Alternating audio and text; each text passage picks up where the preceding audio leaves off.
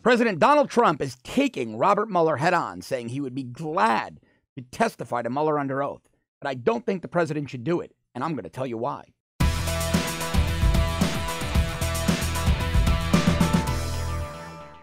Now, President Trump is a bold guy. People do not scare him. No one scares him. So he's taking Robert Mueller's bogus witch hunt head on, saying that he's willing to testify under oath. He said he would be glad to do it. I'm paraphrasing the president. He also said that fighting back against false accusations is not obstruction of justice. He's right.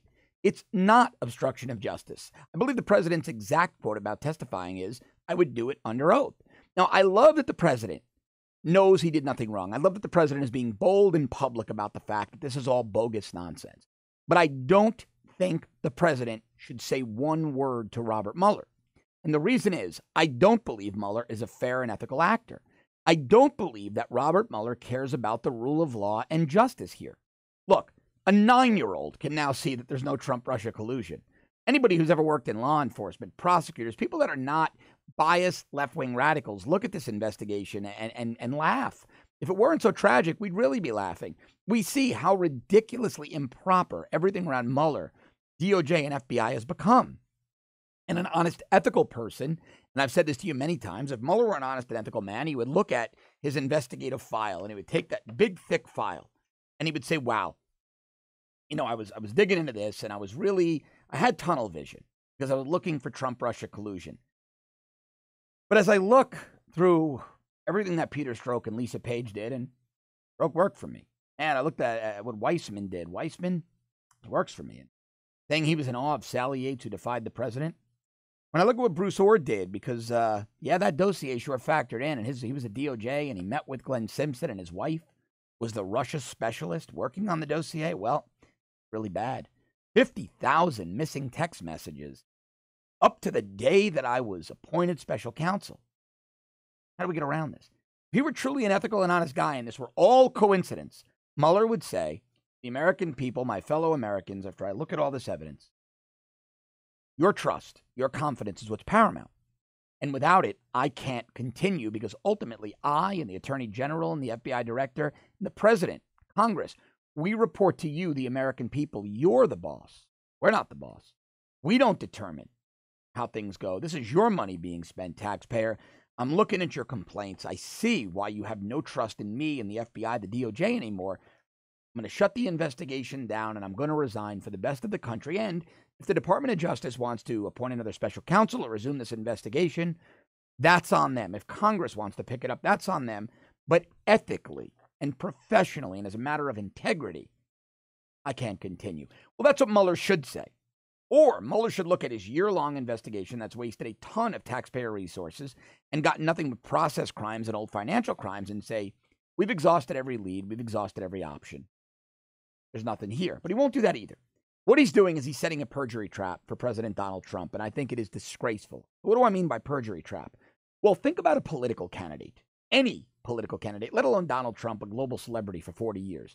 Think about a small congressional race in Wisconsin in a district of a few 100,000 people. That's the average size of a U.S. congressional district. That candidate is running for office for about a year and a half, 2 years in some cases. They're meeting with people from all over the county. They're meeting with tens of thousands of people. They're speaking at events. They're speaking at town halls. They're speaking at county fairs, at parks, at baseball games, at schools, at community centers, churches, synagogues, you name it. They're going on local media. They're often going on national media. There's print. There's digital, online. There's television video. There's audio from radio interview hits.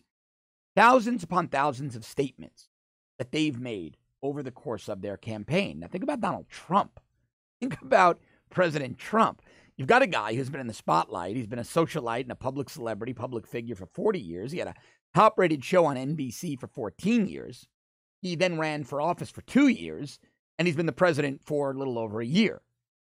How many public statements has he made? I mean, Donald Trump's earned media advertising industry people put his earned media estimates into the billions of dollars. In fact, his earned media was so extensive, just media that came to him that wasn't booked or paid for advertising, just the media covering him on their own, his earned media, the values in the billions of dollars. I read one estimate that it could be between $3 and $4 billion conservatively, and that's very believable because he's been Donald Trump's been a household name since the early 80s. In fact, he was one of the only candidates, if not the only candidate in political history, that went into the race with 100% name recognition. You can't put a dollar value on that. So how many statements has Donald Trump made over the years? There's got to be millions of data points to go back and reconcile his statement against. Video and audio and written and archived and digital and websites and screenshots and photos. And why is that relevant? Well, seeing what Mueller has been doing, jamming up General Flynn and Papadopoulos on bogus process crimes, one of the two charges that General Flynn pled guilty to, I don't believe he should have, but I think it was a byproduct of money. He didn't have the money to fight a federal criminal charge, let alone two. It cost about $1 million, and he had too much pride to let others raise money for him. I think he knew he was going to be okay. He took the plea. I think General Flynn knew that this whole house of cards was going to come crashing down on the Dems and deep state. Papadopoulos was a young guy. He was afraid. But what I believe Flynn will do, what Mueller will do, is Mueller will interview the president. And he'll say to the president, he'll try to trip him up. Say to the president things like, well, in the middle of this Trump-Russia collusion narrative, in the middle of when this was all really going down, right after you met with that, your son and your team members met with that Russian lawyer at Trump Tower. Well, Mr. President, the next day, you were in Iowa. You said that was the second Tuesday of this month. You were in Iowa. It was the next day or a few days after that meeting that took place at Trump Tower.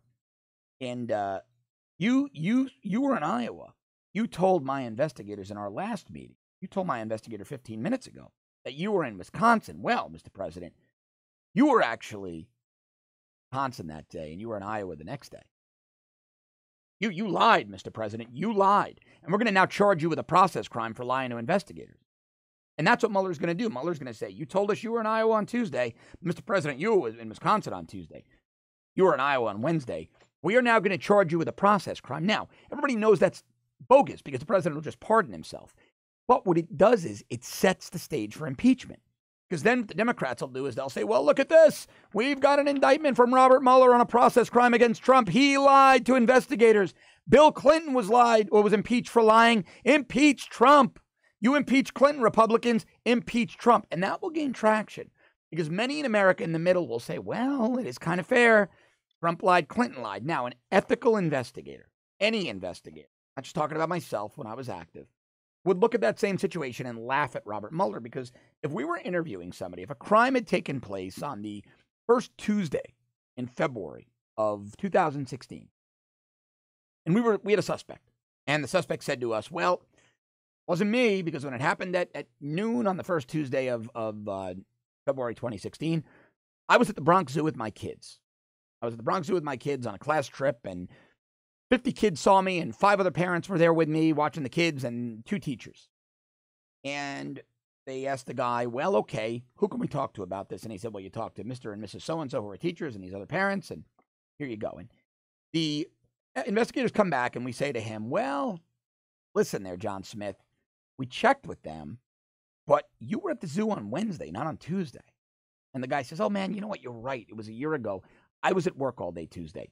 Here's my boss's phone number. Here's my 15 coworkers that were with me. I had lunch with these 3 guys, and I went right home. But first I went to the grocery store where the manager and cashier know me. Here they are. And I watched this movie on pay-per-view that evening. You can track my whereabouts the whole day, but it doesn't matter because the crime happened at noon. And I was at work having lunch in the cafeteria with Bill, Jim, and Dave. And we go to his office, and this is exactly how it would go down. And we interview his boss, and he says he was here all day. And we interviewed Jim, Bill, and Dave. And Jim, Bill, and Dave say, yeah, we had lunch. We didn't even leave the building. We had lunch in the cafeteria downstairs. He was with us all day. This guy was never out of our sight for more than 30 seconds to go to the men's room. There's no way he could have gotten 12 miles away and back and committed this crime. And now we know he's not our guy. So we go back to John Smith, and we tell him, okay, shake his hand. Thank you very much for the cooperation. Just by the way, you mix those 2 dates up, but no harm, no foul. Anybody could do it. It was a year ago. Mueller is taking a different approach. Mueller is charging people with crimes for making a simple mistake about their whereabouts the year before. And that's why many of us, guys like me, you see Dan Bongino, we look at Mueller with contempt because he is shaming the ethical investigative process. He's disgracing it. He's disgracing law enforcement, people who act honorably and ethically. Any other investigator would say, well, you know, Mr. President, if you said you were in Iowa on Tuesday, and Wisconsin on Wednesday, but you were in Wisconsin on Tuesday and Iowa on Wednesday. Well, that's an honest mistake. You frazzled. The campaign's crazy. It was a year ago. Your scheduler's not sitting here. You probably traveled to 1,000 cities during the course of the campaign, but your whereabouts were accounted for, so no harm, no foul. Thanks very much for the cooperation. Have a great day. Mueller won't do that. Mueller will turn around and say, you lied, charge him with a process crime, and the details or the totality of the circumstances be damned. What I mean by that is, like my analogy with John Smith, the totality of the circumstances, all we cared about was proving that John Smith wasn't at the scene of the crime at 11 or noon on that Tuesday. We don't care where else he was. As long as people saw him somewhere else in a legal setting, that's good enough for us. We don't care if he mixed up the dates because we're focused on this crime. We're not focused on bogus process crimes about a misstatement or forgetting or not being able to recall.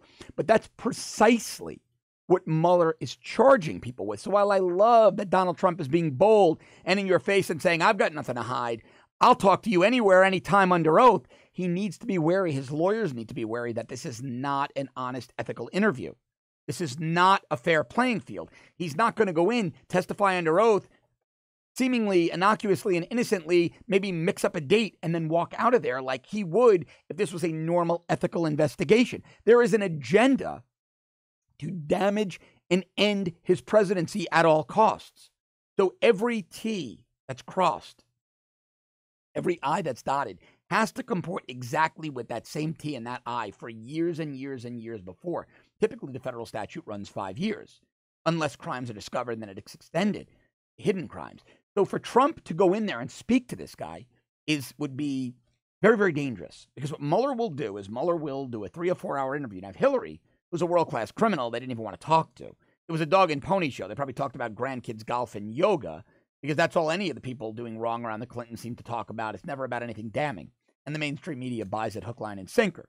But Mueller will go in, he'll do a 2, 3, 4 hour interview with the president, or try to get as much as he can, ask him 100 questions, dozens, hundreds if possible.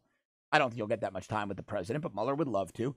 And then he will put a team of investigators, he will hand them a case file like this, he will hand it to him, and he'll say, go debunk every one.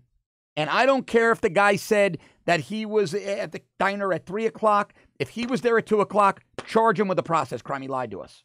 And that's what Mueller's going to do. That's what Mueller's going to do. Mueller is going to take the most innocuous lack of ability to recall and make it a crime. Mueller is going to take the most innocent misstatement or scheduling conflict where 2 cities were flipped on 2 days, or I had Dave Jones on the plane, not Keith Smith, and he's going to turn that into a process crime of lying, all designed to impeach Donald Trump. So Donald Trump and his lawyers should stand off with Mueller. Donald Trump should say to Mueller, I'm willing to talk to you, but on the advice of counsel, we don't trust you, so I can't, and I'm not going to talk to my lawyers. And if Mueller wants to try to subpoena the president of the United States, do it. Let's get this thing into court. Let's make Mueller put his cards on the table and prove his true motives. But I'll tell you this, I do not want the president of the United States testifying to Robert Mueller, speaking to Robert Mueller, because I firmly believe that Robert Mueller is doing nothing more than setting up a perjury trap for impeachment. If you like this really important content as much as I love bringing it to you, please subscribe to our premium service at www.therebel.media/shows. If you're already a subscriber, thank you very, very much. And do not forget to check out my new 1 hour show, Off the Cuff Declassified. I go much deeper in all of this. You're gonna love it. Thanks so much for watching. I will definitely be back with you tomorrow.